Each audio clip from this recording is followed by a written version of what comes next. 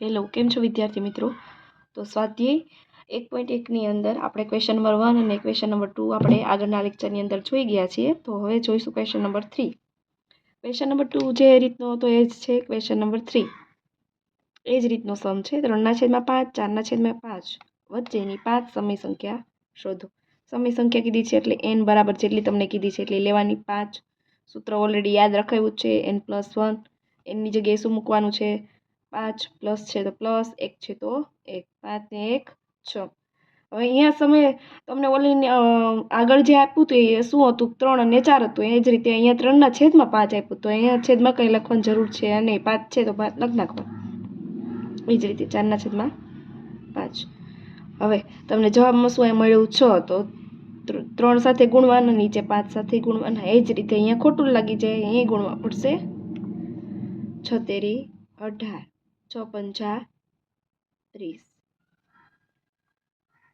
8 છક 24, 5 છક 30. ચાલો આ બે વચ્ચેની લખ નાખો. 18 પછી 19/30, 20/30, 21/30,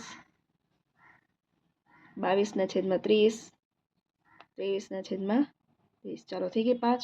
લખી નાખવાનું 3/5 અને 4/5 વચ્ચેની 5 સમય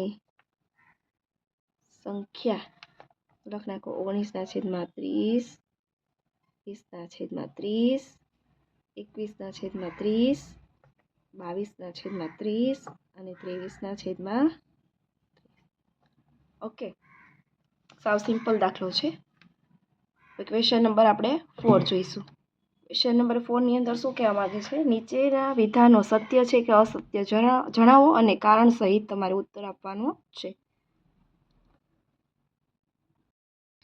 ક્વેશ્ચન નંબર 4ની અંદર જોઈશું આપણે નીચેના વિધાનો સત્ય છે કે અસત્ય કારણ સહિત સમજાવવાના છે. આપણે ઉદાહરણ નંબર 1 જોયું એ જ રીતનો છે. હવે પહેલાં તો ખ્યાલ ના હોય તો આપણે લખી નાખવાનું.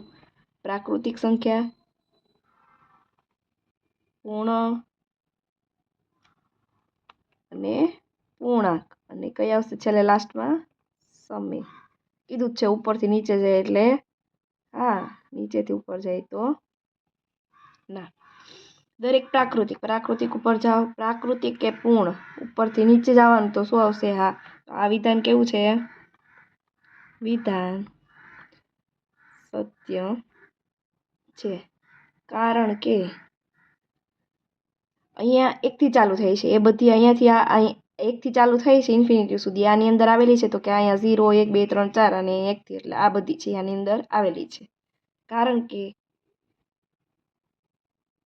પ્રાકૃતિક સંખ્યાનો સમાવેશ પૂર્ણ સંખ્યામાં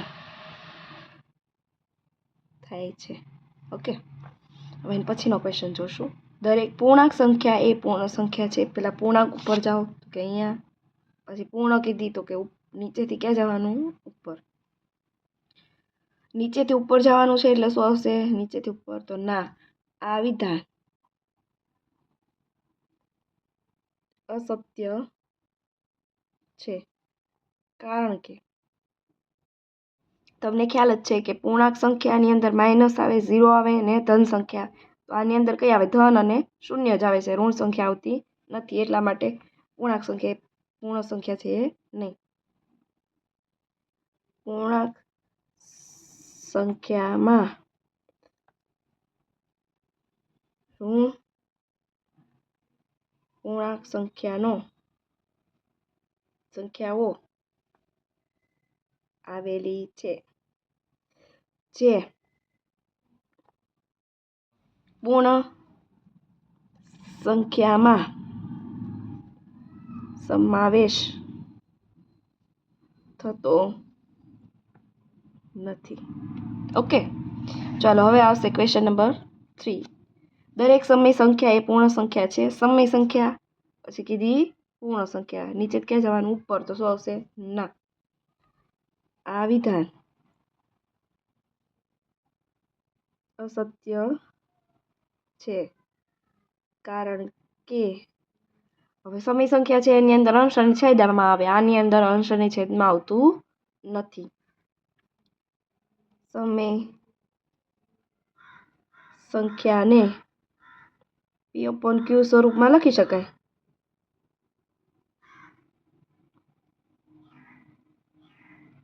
પરંતુ